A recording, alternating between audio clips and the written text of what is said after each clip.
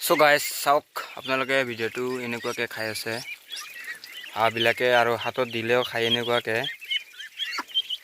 এই ডাঙৰ ডাঙৰবিলাক এক মাছ হ'ল বিক্ৰী কৰিম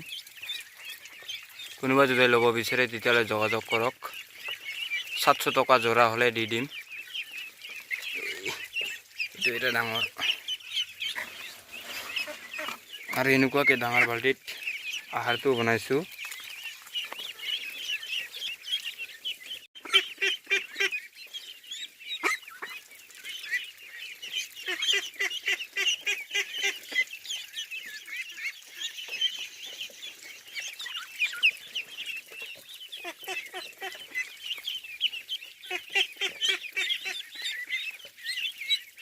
আৰু গাইছ এনেকুৱাকৈ তামোল গছৰ মাজত